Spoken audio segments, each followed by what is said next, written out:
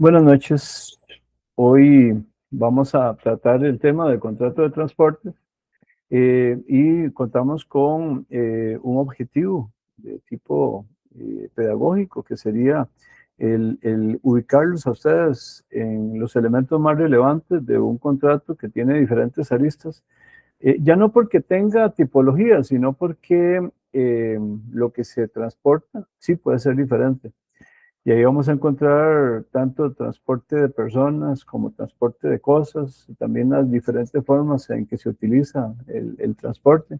Y bueno, también algunas regulaciones tanto a nivel nacional como internacional. Así que eso sería lo que nos va a ocupar en este rato, hablando del contrato de transportes. Y en primera instancia, comentarles que dentro del objetivo también que tenemos de buscarle sentido a por qué es que existe el contrato de transportes y su practicidad, tenemos que decir que aquí estamos frente a una figura negocial que permite en algunos casos en forma obligada o en otras formas de forma voluntaria a trasladar de un punto a otro, como les decía, ya sea la misma persona o algún tipo de cosa, algún tipo de bien. Así que en eso es que nos ubicamos. Cuando les digo que es obligatorio o que es voluntario, es porque en algunos casos vamos a encontrar que hay situaciones donde el medio de transporte a veces nos limita por temas de prontitud o de cercanía de escoger otro. Por ejemplo, si una persona toma una decisión de generar un viaje, pensemos de aquí a Europa, y alguien me dice, no, es que hay otras formas de viajar. Bueno, pero dígame en forma personal cómo lo haría. Es que, por ejemplo, si fuera aquí en nuestro mismo continente, uno podría decir, no, y la persona no toma la decisión y se transporta a través de sus propios medios, un carro propio, una motocicleta. Ya si utiliza un transporte público, ya estaríamos ubicándonos en el concepto de transporte. Pero pensemos en el caso del vehículo, una motocicleta propia. Sí, claro que lo puede hacer. Y en el caso de Europa, alguien también podría decir, bueno, pues es que podría llevarse el carro y la moto y lo sube en un transporte para cruzar el Atlántico. Ya en ese momento lo estamos convirtiendo, aunque sea a través de un medio, digamos, que se utiliza, porque el transporte del carro y la moto, igual se está utilizando el transporte. Entonces vean que en ese caso, dependiendo del destino y también de las disponibilidades de tiempo, es un contrato que en algún momento se vuelve obligatorio el uso del medio de transporte, no la forma como yo decido cómo me transporto, ¿verdad? Que son dos cosas diferentes. Pero bueno, para que empecemos, digamos, desde esa perspectiva a nivel de la ubicación. Y vieran que tenemos que decirlo, como lo hemos dicho en otros casos, que cuando estamos hablando del origen del contrato de transporte, casi que desde el inicio de la humanidad, vamos a encontrar la necesidad de que la persona se transporte. En un inicio uno pensaría que esas necesidades eran muy limitadas por el tipo de vivencia que se tenía y en la parte, digamos, de generación de su propia agricultura o de su actividad de caza como mecanismos de sobrevivencia. Pero llega un momento en que ya las personas empiezan a trasladar de un punto a otro y eso hace que empiecen a surgir necesidades de que las personas se transportaran de algún mecanismo, ya no solamente hacerlo a pie. Entonces se empieza a utilizar, por ejemplo, animales. Eso era, digamos, en su oportunidad, un mecanismo de transporte que en algunos casos todavía se utiliza, pero que ahí todavía se utilizaba con mayor acento. Posteriormente carretas, barcos, trenes, lanchas, pasando por todos los mecanismos que ustedes se pueden dirigibles en alguna oportunidad. Todos esos han sido mecanismos que el ser humano ha utilizado para transportarse de un punto a otro, dependiendo de sus necesidades, de sus posibilidades, o incluso a veces por accidente, ¿verdad? Que se transportaban así. En el caso de los romanos, el tema del contrato de transporte, y ya lo veíamos cuando hablamos también del contrato de servicios y el contrato de construcción, que hay alguna vinculación con la figura de locatio conductio, y vean que ahí lo refiere, ¿verdad? Que hay alguna indicación a concentrar, digamos, ese instituto de la locatio conductio con contratos como el arrendamiento de cosas, el de trabajo y aquí ubicamos también el de transporte. Por ahí los servicios también tienen alguna referencia que podríamos mencionar vinculado con ese instituto romano. Pero vean que si encontramos o tratamos de ubicarnos en una definición, podemos encontrar esa que está aquí y dice, es el traslado de un lugar a otro de personas o cosas. ¿A cambio de qué? A cambio de un precio. Y aquí verán que, aunque más adelante lo voy a aclarar, es necesario que mencione que hay algún punto en donde cada país va a definir aspectos de mayor o menor regulación en términos de lo que son mecanismos de transporte a nivel remunerado. Entonces, para que también lo tomemos en cuenta, porque vamos a ver cómo el Estado en algunos momentos también participa, principalmente en lo que corresponde a aspectos de regulación, como en el caso de Costa Rica, aunque al fin y al cabo, cuando ustedes se montan en un bus o se montan en un ferry, por ejemplo, se realiza a través de la operación que realiza un privado, pero es el estado de predio ya les concedió algún nivel de autorización y sostiene alguna actividad de control de regulación sobre esa actividad que se realiza. Hay algunas indicaciones, por ejemplo, que se habla aquí de la obligación de traslado, tienen que mantener incólumes, ¿verdad? Ilesas, ya sea las personas o los bienes, tanto de personas físicas como cosas corpóreas a lo largo de uno o varios trayectos a cambio de un precio. Y vean que aquí el aspecto objetivo de precio en una definición del contrato de transporte se vuelve relevante.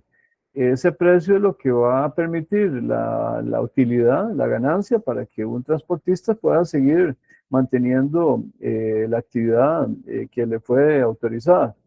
A nivel de características, es un contrato que tiene naturaleza sinadagmático o bilateral. Hay dos partes, ambas partes se comprometen. Ya lo vimos, una parte se compromete a generar el transporte y hay otra parte que realiza el pago.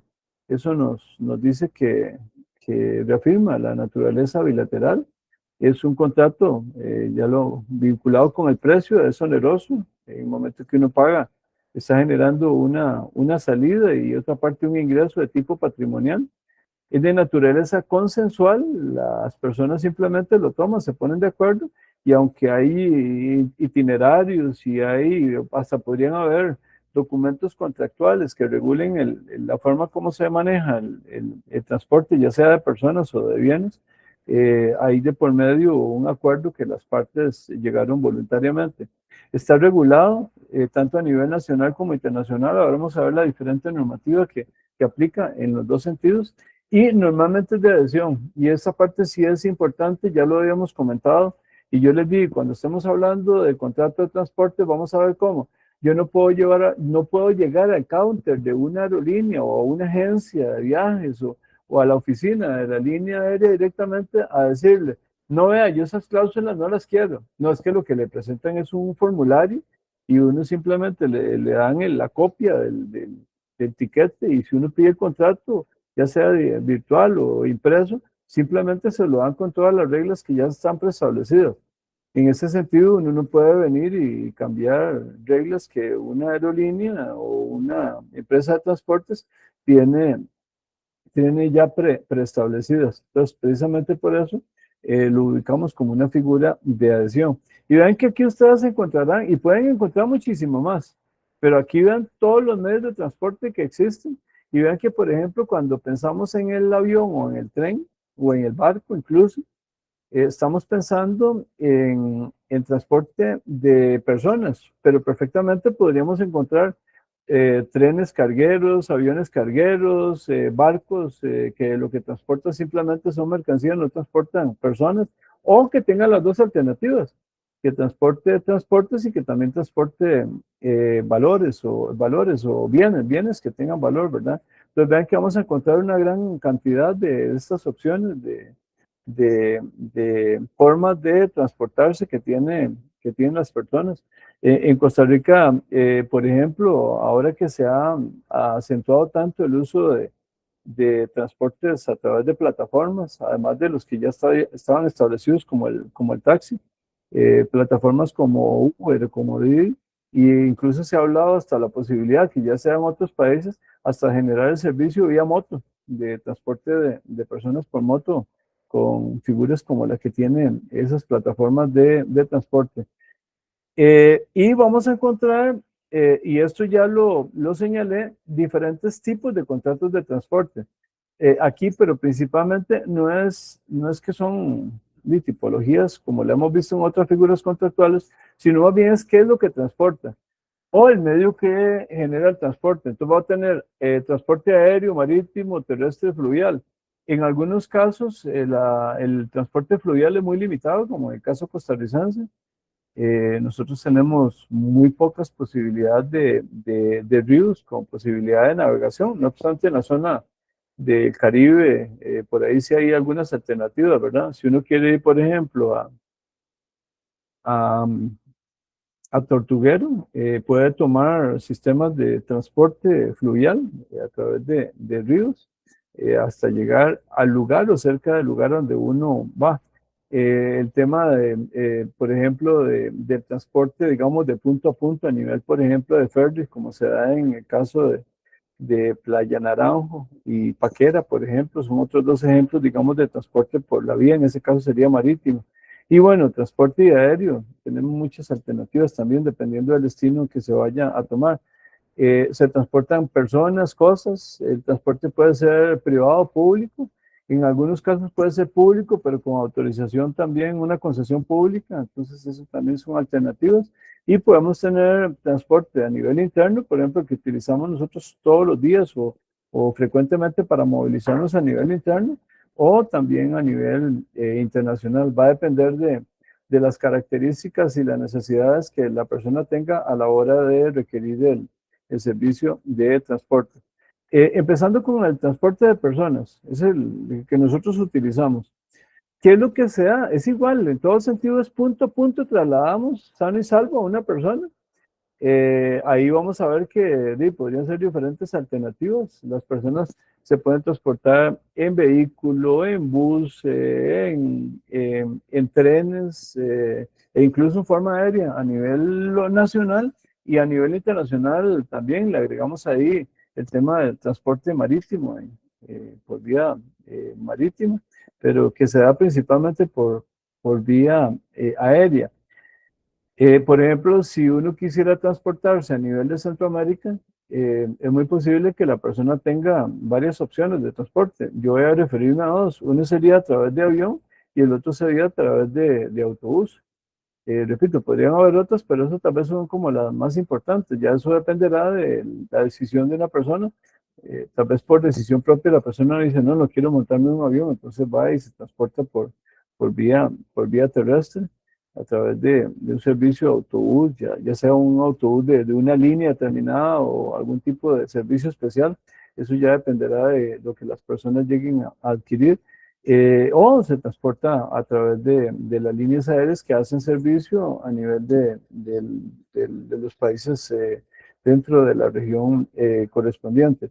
Y vamos a ver algunas normas que vamos a encontrar en nuestra normativa y vamos a ver incluso cómo algunas en algún momento fueron pensadas con otro objetivo. Ya esto ya lo habíamos comentado en el curso anterior cuando veíamos el tema de los límites a la libertad contractual y habíamos visto en este caso que era el tema del porteo. Y para eso vamos a ver la redacción ya modificada del artículo 323 del Código de Comercio que dice así.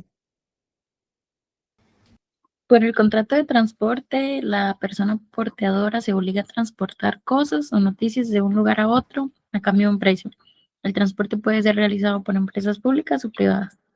Vean que, gracias, Juliana, vean que esto es tema de nuestra materia. El Código de Comercio nos está diciendo que se pueden transportar cosas y dice noticias también. Evidentemente que serían tipo como de comunicación de punto a punto. Esto ya con el tiempo como que también ha perdido mucho sentido, ¿verdad? Noticias, porque ahora y las redes sociales sustituyeron mucho eso. No obstante, el de las cosas sí se mantiene muy ágil. Y recuerden del curso anterior que yo les mencionaba que esta norma se modificó hace más de 15 años. Se modificó porque esta norma fue la que había dado pie a interpretaciones que vieron la posibilidad de que se desarrollara la actividad empresarial de plataformas que daban transporte. Decía, no, es que era legal, porque antes el artículo 323 del Código de Comercio incluía el transporte de personas y era muy usual, ¿verdad? En los primeros tiempos de uso del, del porteo, que era aquel servicio que una persona daba de un punto a otro. Entonces, por ejemplo, una persona ocupaba trasladarse al hospital a una cita, y entonces se ponía de acuerdo con una persona y le decía, usted me puede llevar de este punto de mi casa habitación, me pasa a recoger a tal hora y me espera, o me pasa a recoger cuando yo le avise. Eso eran alternativas que se daban antes y fue lo que dio pie a que se fundamentara dentro de la libertad empresarial la posibilidad de transporte de personas. Eso originó el cambio en la normativa a través de esta ley del 2011, en donde se dio la eliminación de la cita que había antes sobre la posibilidad de transporte de personas. A nivel internacional, y después nos devolvemos sobre el tema de transporte remunerado para que vean el sistema que se aplica a nivel nacional en el caso costarricense. En el transporte aéreo internacional de personas hay varias referencias. Aquí tenemos el convenio de Varsovia, que Costa Rica lo tiene ratificado. El convenio de Montreal de 1999 también, que rige lo que es transporte de personas. Y ubicándonos de nuevo en el contexto de la normativa nacional, el Código Civil tiene un capítulo que yo por lo menos tengo la idea de que hay varios artículos que igualmente están abrogados, pero está regulado del artículo 1175 al 1182. Es un contrato de resultado porque se contrata algo y es lléveme o lleve esto y lo pone en determinado punto. Es un contrato de resultado y alude a un tema de un contrato de transportes, así lo habla. No obstante, habría que recordar que estas normas vigentes desde el siglo XIX han venido a tener muchas modificaciones a través de normativa que empezó a regular la materia. Ahora vamos a ver cómo el Código de Comercio de 1964 también genera normas vinculadas con el tema de transporte, lo mismo que alguna normativa de carácter especial que también vamos a referir.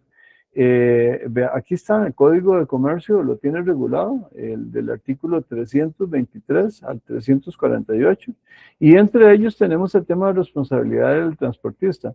El 345 dice así: incurrirán las responsabilidades que consigna el artículo 1048 del Código Civil cualquier empresa pública de transporte en los casos de muerte o lesión de algún pasajero, lo mismo en los casos de siniestros o accidentes ferroviarios motivados en los actos de sus agentes o factores en el desempeño de las funciones u oficios que ejerzan. Gracias. Eso es una norma que está vinculado con el tema de responsabilidad, pero derivado de la regulación que tiene en materia de transporte. Entonces, si a mí alguien me pregunta, entonces yo puedo desarrollar la actividad empresarial de transportista. Bueno, la puede desarrollar como ejercicio propio de la libertad de comercio, pero sujeto a las regulaciones que existan dentro del sistema costarricense jurídico, y habría que cumplirlas.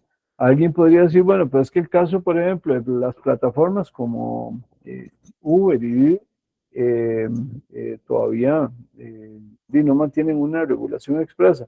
No obstante, yo pienso que aunque no se ha podido consolidar una regulación a nivel legislativo de la operación de esos servicios, sí el Estado ha establecido una tolerancia expresa cuando se realiza algún tipo de cobro a la plataforma o cuando las resoluciones judiciales ya han establecido vinculaciones de carácter laboral entre una persona que trabaja como chofer en Uber y ha dicho que tiene relación de tipo laboral. Eso son manifestaciones desde la perspectiva de la división de poderes, cómo el Estado ya ha venido a tolerar y de alguna manera hasta regular informalmente el ejercicio de una actividad como esa, basada precisamente en la libertad de comercio. Y ustedes ven, por ejemplo, reacciones que han tenido los taxistas formales y ellos se oponen directamente o se han opuesto, aunque en algún momento se acercaron, pero sí se han opuesto al desarrollo de esta actividad por parte de las personas que trabajan a nivel de plataformas de transporte. Aquí hay un tema que aplica no solamente para el caso nacional, ese es un concepto que ustedes lo van a encontrar igualmente a nivel internacional, y es la existencia del conocimiento de embarque o la guía de transporte. Eso, repito, la van a encontrar y se da tanto en la parte aérea como en la parte marítima. Y el artículo 329 lo regula así. No obstante, les digo que habría que revisar la parte internacional para concretar aspectos que ya son muy propios de un transporte o una modalidad de transporte determinado. Esta norma dice así.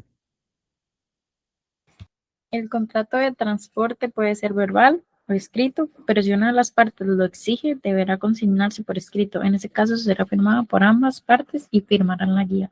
Sí, a nivel internacional, esto es un documento relevante, en inglés se le denomina Bill of Lading. ¿Por qué es importante? Porque lo vamos a ver un poco más adelante. Este documento tiene una doble naturaleza, acredita, es una forma de acreditación de contrato, pero también en el caso de mercancías, actúa como un título representativo de mercancías o de mercancías, sí. Por lo tanto, perfectamente podría ser que se incorpore dentro de hasta de una relación de tipo bursátil y que se pueda transar títulos de estos que puedan ser de interés a alguna parte dentro de las transacciones que se dan en sede bursátil. Aquí se habla un poquito más también todavía de la guía en el 332, dice así. Las declaraciones consignadas en la guía tienen fuerza de ley entre las partes y en consecuencia como prueba del contrato servirán de base para resolver todas las cuestiones que puedan surgir con motivo de la ejecución y cumplimiento del mismo, sin admitir otra excepción que la falsedad. Ok, este es un documento que se considera que debe ser pleno, tiene que estar contenidas todas las características y las obligaciones de las partes. Por lo tanto, lo que está ahí consignado es lo que es, y precisamente por eso se ha considerado que reúne las características de un título valor. En cuanto a los plazos de caducidad y prescripción, ahí ustedes tienen alguna referencia sobre esta materia. Se habla de reclamos del cargador, el destinatario contra el porteador. Aquí estamos hablando ya de transporte de mercancías. Se habla de 8 días siguientes desde el momento en que se reciba la mercadería para portear o desde la entrega de la mercadería al destinatario, porque podría ser que llegue pero que tenga algún tipo de daño. Y para el remitente desde el momento en que tenga conocimiento del daño causado. Y para el destinatario desde el momento en que retire la mercadería de la estación o bodega de destino. Y ahí es donde se va a poder determinar si lo que llegó presenta algún daño que amerite alguna acción, y entonces por eso es que se establecen plazos de caducidad y prescripción sobre la acción que tienen los posibles afectados en materia de alguna responsabilidad. A nivel judicial se establece, todas son regulaciones de Código de Comercio y también haciendo alguna vinculación con normativa internacional. En el caso de la parte del reclamo judicial, todavía en este mismo tema, se habla de que el reclamo ya en la sede judicial no es tipo administrativo ante la empresa transportista, debe presentarse 6 meses, dice que comenzarán a correr al día siguiente de terminado el viaje o que la mercadería está a disposición del destinatario en la estación o bodega respectiva. Entonces son como normas que a nivel contractual devienen en relevantes. Y vean que les comentaba del caso del sistema costarricense. Nosotros aquí en Costa Rica en algún momento tomamos la decisión de que todo lo que es transporte remunerado de personas iba a ser sometido a alguna regulación por parte del Estado. Y esta norma es una norma, la ley es la 3503 de 1965, ustedes ahí tienen la referencia.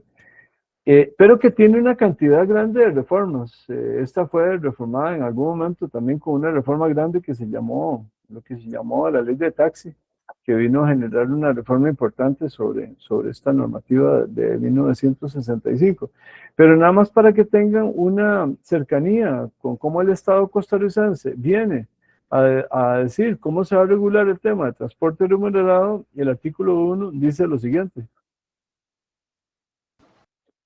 El transporte remunerado de personas en vehículos automotores colectivos, excepto los automóviles de servicio de taxi, regulado en otra ley que se lleva a cabo por calles, carreteras y caminos dentro del territorio nacional, es un servicio público regulado y controlado y vigilado por el Ministerio de Obras Públicas y de Transporte.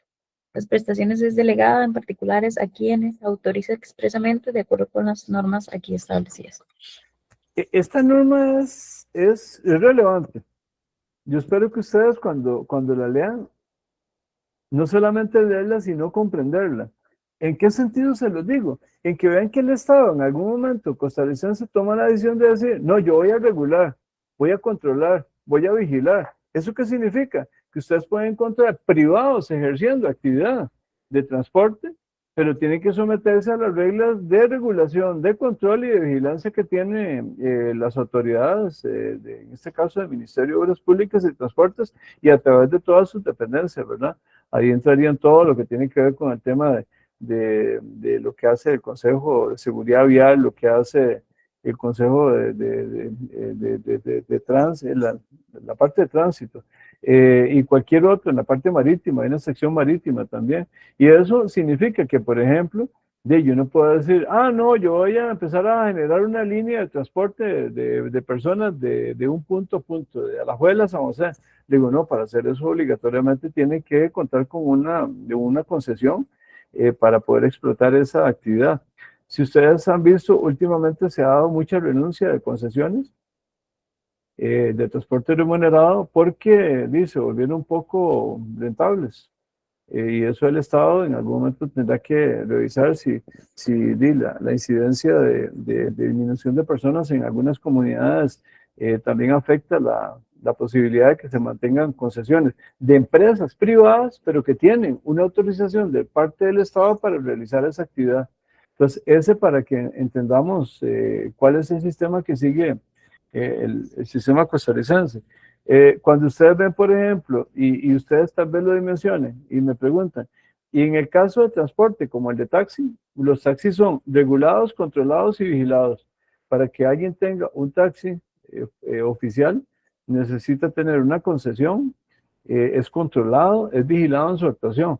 Las transportes a través de plataforma actualmente no tienen una regulación formal, tienen limitaciones de control y también de vigilancia. Precisamente por eso las críticas que se tienen, y entonces hay empresarios taxistas y de buses que dicen, dice, pues usted me pide bajo la tutela de una norma, me pide a mí cosas a través de su regulación, de su control y vigilancia, pero no lo tiene con otros. Bueno, eso es un aspecto que tal vez por ahí en la práctica ha quedado debiendo la normativa nacional. No obstante, les reitero que son actividades que en la práctica sí se desarrollan a través de mecanismos puramente prácticos y de tolerancia por parte del Estado. De transporte de cosas, que algunas cosas ya vimos también, se puede movilizar a través de tierra, aire, agua, ductos también. Vea el caso de la electricidad, oleoductos que son transportados, digamos, por tubería, o también por combinaciones de estas. Después vamos a ver la diferencia entre contrato intermodal y multimodal, pero sí se pueden utilizar diferentes formas mixtas de utilizar transporte para cosas. A nivel de la parte subjetiva, que vamos a ver que no es muy diferente de la que se da con la parte de transporte de personas a nivel internacional, tenemos figuras como el cargador o remitente, que es la persona que se encarga ahí de la operación en los puertos o en los aeropuertos, el transportista o porteador, el que va a trasladar de punto a punto, el destinatario, consignatario, que es a favor de quien se emite la guía de embarque, el consolidador de carga, que también a nivel internacional o a nivel, por su nombre en inglés, se le llama freight forwarder. Ese es un sujeto que lo que hace es poner a disposición de los interesados alternativas de transporte, pero se habla de consolidación porque es lo que abre como espacios dentro de un transporte. Entonces lo que dice es, yo voy a ofrecer este servicio y lo termino y lo empiezo el transporte hasta que lo llene, como ocurre, digamos, con la consolidación de contenedores. Alguien abre un contenedor y dice, sí, cárgueme aquí, y cuando ya tiene una carga determinada, lo cierra y ya ese contenedor puede pasar al medio de transporte para que lo traslade. Tenemos a la gente, que es el que coloca transportes, y propiamente ya el transportista de hecho o porteador efectivo, que es el que lleva de punto a punto en materia de contrato de transporte. Bueno, aquí están las figuras que estábamos hablando, ¿verdad? Estas son las que participan en el contrato. Comentarles que aquí esto es parte de nuestra materia, del tema de contratos. Y al final tal vez lo más relevante es que dice, cuando el destinatario consignatario del envío es una persona distinta al remitente, normalmente se integra el contrato por los mecanismos de la estipulación a favor de terceros, porque es muy posible que incluso la persona destinataria en algunos casos ni siquiera sepa que hay algo a nombre de él. Entonces se puede dar, ¿verdad? Esta sería una aplicación práctica de la figura de estipulación a favor de terceros, que recordemos del primer curso, era parte de los efectos de contrato, en este caso, afectando el principio de relatividad del contrato. Ahí se abre un poco a los terceros, repito, en algunos casos incluso sin conocerlo. La guía o carta de porte es solo lo que estábamos hablando, ¿verdad? Y les mencionaba ya lo que dice aquí, es un documento probatorio del contenido del contrato, de lo que va en la mercadería, pero también puede ser utilizado como título representativo de mercadería y ponerlo a disposición de todo lo que tiene que ver con los aspectos de actividad de tipo bursátil. En esta materia del transporte marítimo encontramos también una serie de referencias.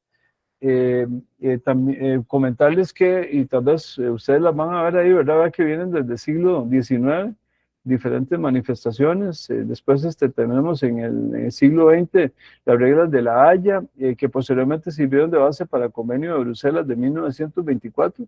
Entonces son regulaciones que algunas todavía se aplican en lo que es materia de transporte marítimo, que se vuelve muy importante en la medida de su costo. El costo aéreo es más caro que el transporte marítimo, entonces mucha gente prefiere utilizar un transporte que, aunque es más lento, desde el punto de vista de costos es más favorable.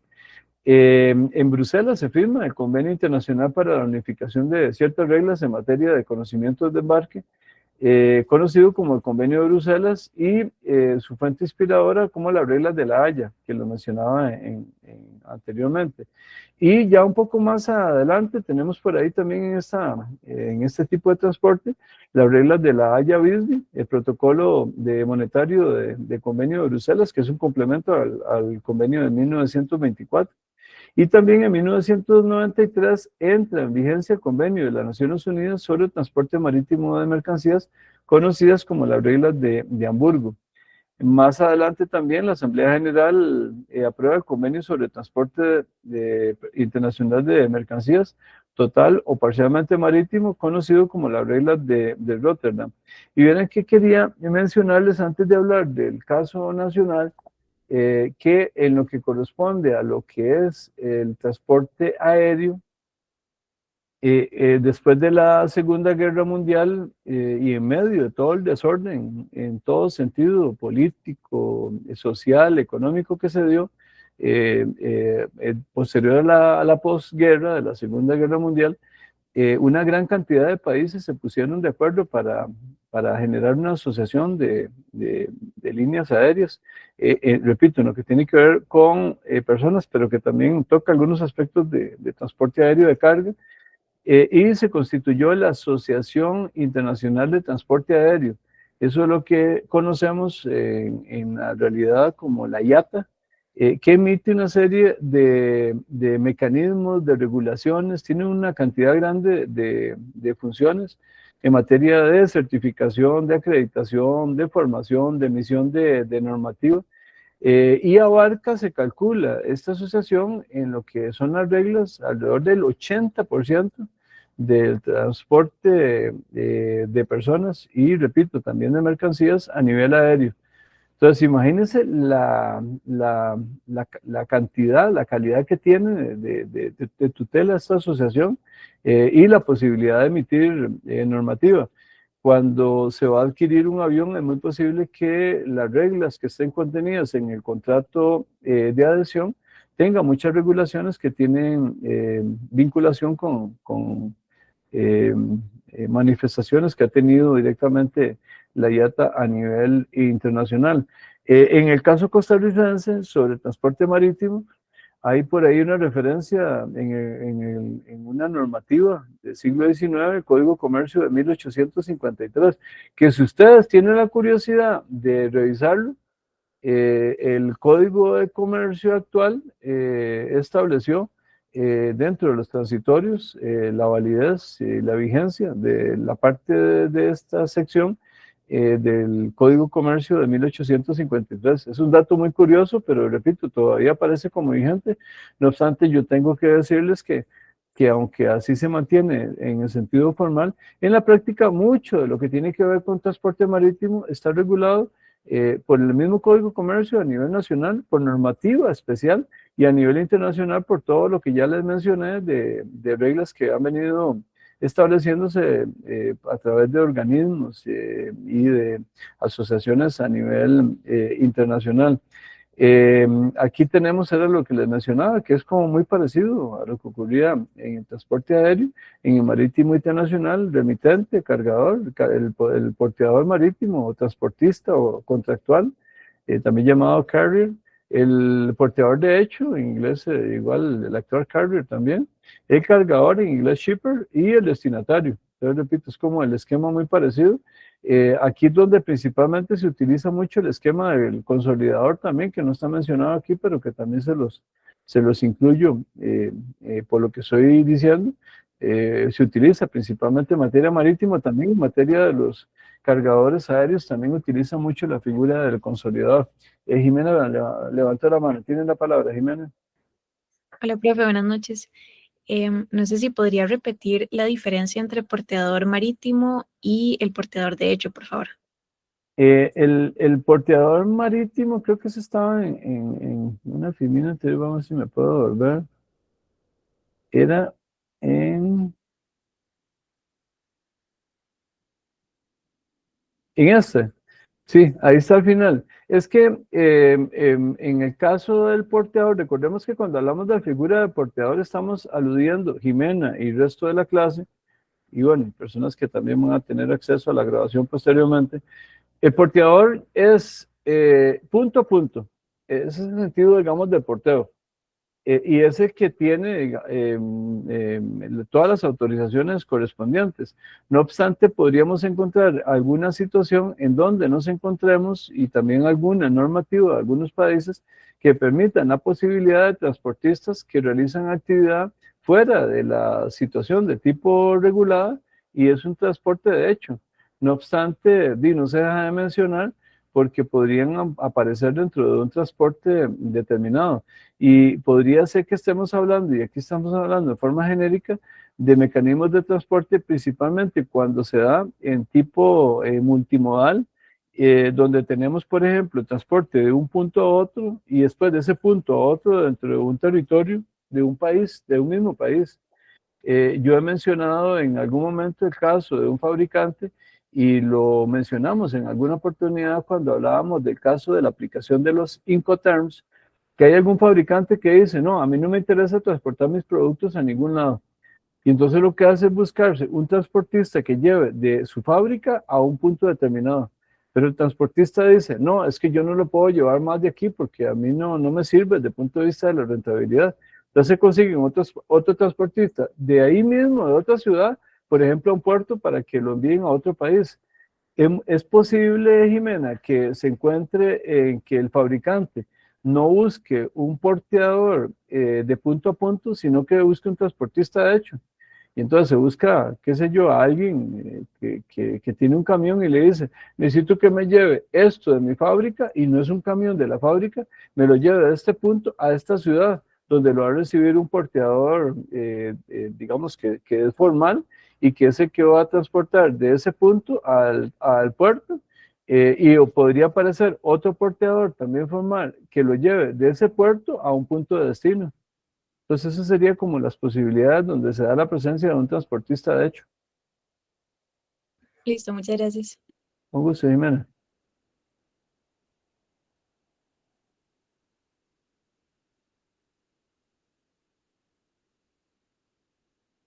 Y bueno, aquí reiteramos el tema de quiénes son los que participan, ¿verdad? Ya lo había mencionado. El cargador es el acreedor original de la prestación de transporte, como para agregar a lo mencionado.